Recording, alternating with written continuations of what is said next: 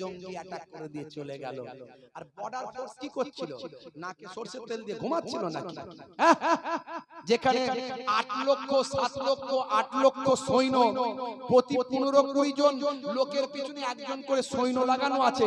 যে কাশ্মীরে যেখানে 10 মিটার 20 মিটার ছাড়া ছাড়া একজন করে মিলিটারি আছে, ফোর্স আছে, সেখানে ঘন্টার পর ঘন্টা সেই ভাই আমার পর্যটন কেন্দ্র যেখানে সারা বিশ্বের মানুষ ঘুরতে আসে, সেই জায়গায় ঘন্টার পর ঘন্টা কোনো সৈন্য নাই, ফোর্স নাই, মিলিটারি নাই। কেন?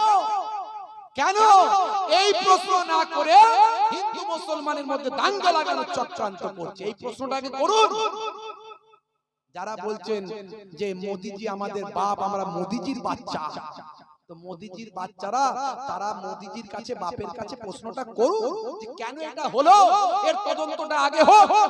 কারা কারা জঙ্গিদের ঢুকতে দিল আর কারা জঙ্গিদের বাইরে বের করে গেল, সেই জঙ্গিদেরকে ধরা গেল না কেন? এমনকি গুলিগালা হওয়ার পরে, গুলিগালা করার পরেও 1 থেকে 1.5 ঘন্টা সেখানে কোনো সৈন্য আসেনি, সেখানে কেউ রেস্কিউ করতে আসেনি, সেখানে কোনো অ্যাম্বুলেন্স আসেনি, সেখানে কেউ ট্রিটমেন্টের জন্য আসেনি। যে মানুষগুলো বেঁচে থাকতো যাতে করে সেই লোকগুলো মরে যায়, তার জন্য 1-1.5 ঘন্টা কোনো প্রশাসনের লোক সেখানে যায়নি।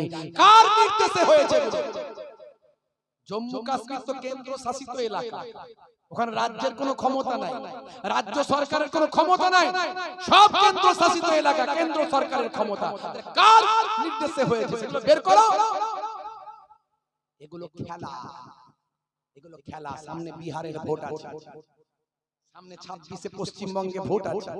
সব ভোটের রাজনীতি, ভোট মিটে গেলে আবার সব দেখবেন ভারতবর্ষ শান্ত।